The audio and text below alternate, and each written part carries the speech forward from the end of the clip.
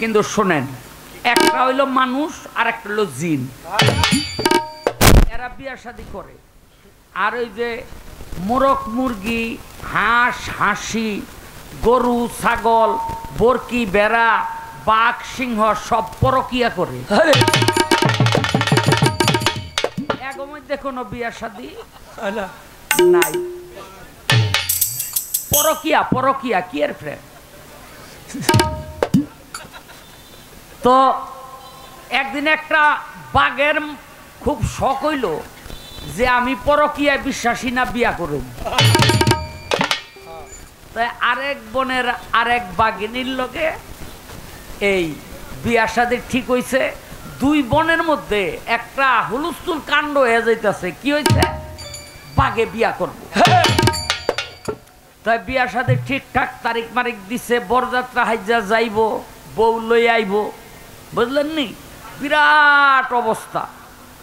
তো বাঘের বিয়ায় যাইব কারা? ওই জাতের সামনে আর কেউ যাইব? গরু ছাগল বরকি বেড়া অসু পশু গেলে না থাবাতে ধরে খেয়ে লাইব যে বরযাত্রার খাওয়ান হেনতে শুরু করি। কেউ কেউ যায় না। সব বাঘেরা বরযাত্রায় যাইতেছে নাচতে নাচতে, কিন্তু চাইয়া দেহে একটা বিলাই ওইটাই অগলগে রওনা দিছে। এখন বাঘেরা কয় কিরে, বিয়া হইল বাঘের, তুই বিলাই আমগো লগে রওনা দিস কেন? অনেক বিলাই কয় বাইরে আমি তো লগে রওনা দিছি কেন, শুনবি দুঃখের কথা। কয় কি? কয় একদিন আমিও বাঘা ছিলাম। আচ্ছা। কয় কস কি? একদিন তুই বাঘা ছিলি তো বিলাই হইলি কেমনে? কয় বিয়ার পর।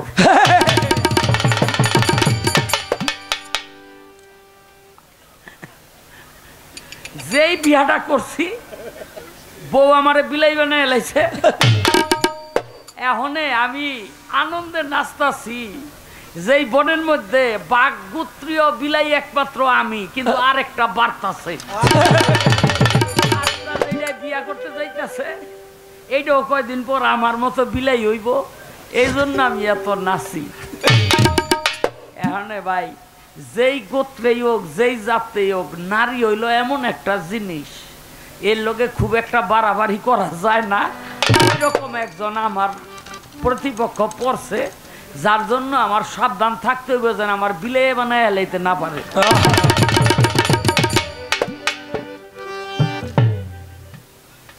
তো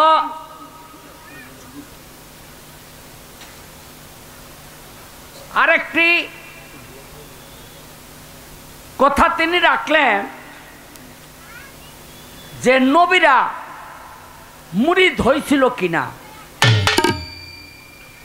আরেকটি প্রশ্ন তিনি করলেন যে পীরের দরবারে গিয়া পীরের হাতে হাত দিয়া, এই মহিলারা, মহিলা না বাচ্চা,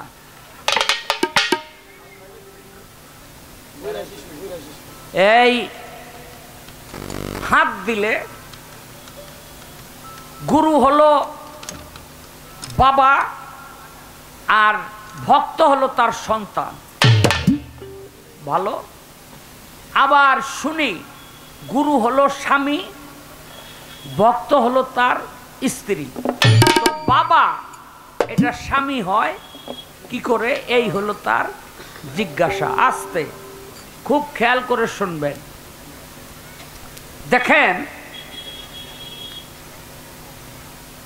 আমরা পীরের দরবারে গিয়া বায়াত গ্রহণ করি, আমাদের মধ্যে অনেকেরই বায়াতের গুরুত্ব এবং পীরের অবস্থান অবস্থা স্থিতি সম্পর্কে জ্ঞান খুব সীমিত। আমরা এই যে আমাদের সামনে দয়াল আইসা বসছে, উনি যখন খেলাফত পায় নাই তখন তো এরকম হয়েছিল নাকি? তখন কি তারে কেউ পীর কইছে? কয় নাই। তাইলে খেলাফত পাওয়ার পর কি এমন জিনিস তার ভিতরে আসলো, এখন রাস্তা দিয়ে হাইটা গেলে সেই পীরের সম্মান পায়, ভক্তরা তাকে তাজিম করে এবং মানুষ বলে পিসাব যাইতেছে। আসলে পীর সত্তাটা, পীর যে একটি সত্তা, এই সত্তাটা বস্তুবাচক না, এই সত্তাটা বস্তুবাচক না। ওই সত্তাটা সেই নিজের মধ্যে যে আয়ত্ত করতে পারে মুর্শিদের কৃপায়, সেই ব্যক্তি হয় পীর। আর গুরু বলো, বাবা বলো, স্বামী বলো, স্ত্রী বলো, এগুলো হলো দেহদারি সম্পর্ক, এগুলো হলো দৈহিক সম্পর্ক।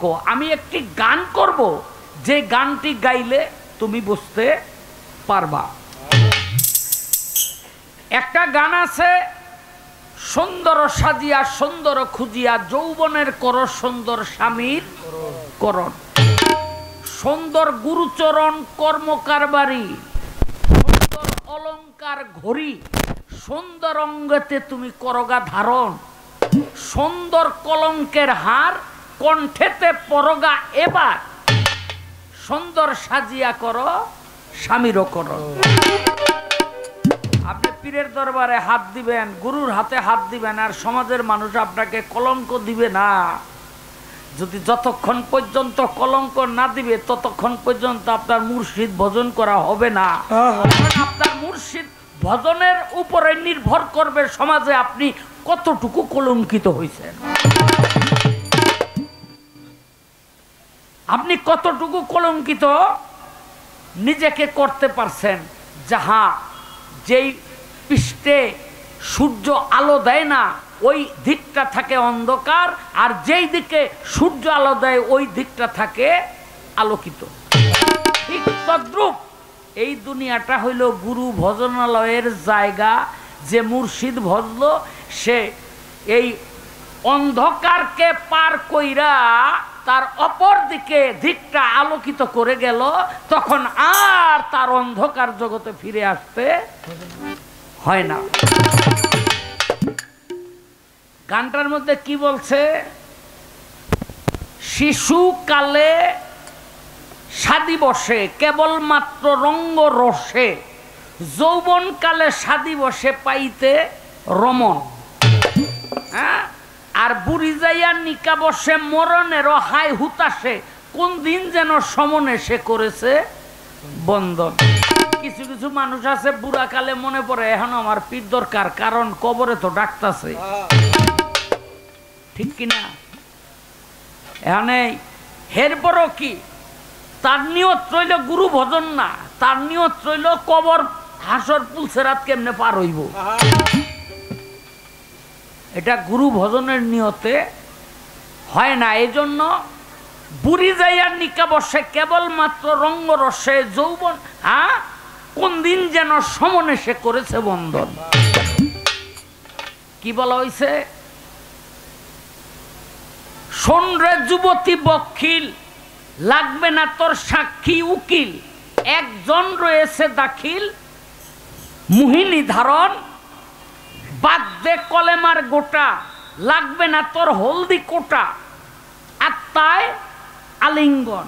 ওয়াজের সাকয় বারে বারে, আব্দুর রহিম কই তোমারে, সানাডা যাত্রা শুনো জোরে রেখো সর্বক্ষণ, আব্দুর রহিম কয় ভাবিয়া, শোনো শোনো প্রাণ প্রিয়া, মোহরানা দেওবান্দিয়া তোমার দুই চরণ। আস্তে গুরুর জিব্বা লিঙ্গ হতে, শিষ্যের দুই কর্ণ জনিতে। এই গুরুর জিব্বা লিঙ্গ, শিষ্যের কর্ণ হইল জনি, দুইজন হইল স্বামী স্ত্রী।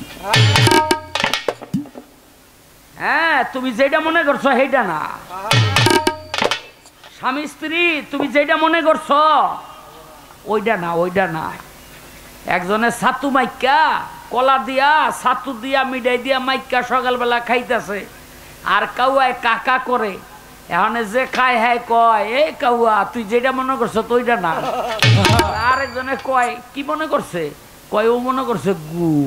আরে আমি যে ছাতু মাইকা খাই ও তো বুঝে না।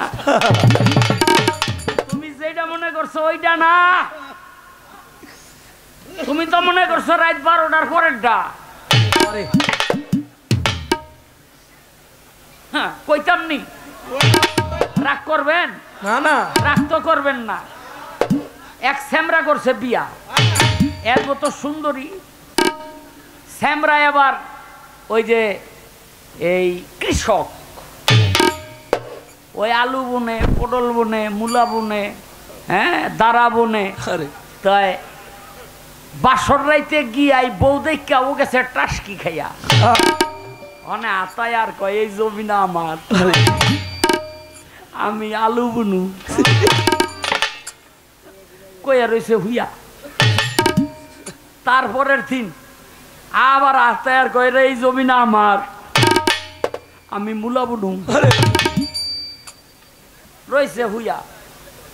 তারপরের দিন কয় এই জমি না আমার, আমি বাইগন বুনু। আরে খালি বালিশ লয়ে হওয়ার ভাব ধরছে আর থাপাতা ধরছে জারুয়া।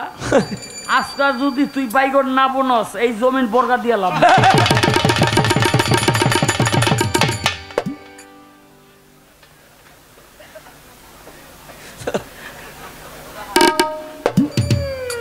তুমি যেটা মনে করছ সেইটা না, সেইটা না।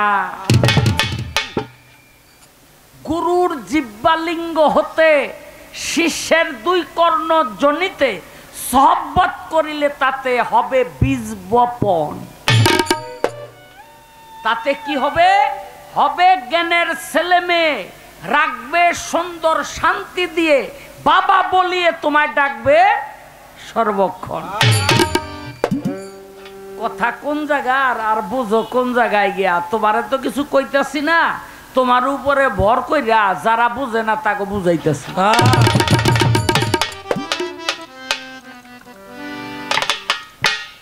এবার বুঝো স্বামীরে বাবা কয় কেমনে।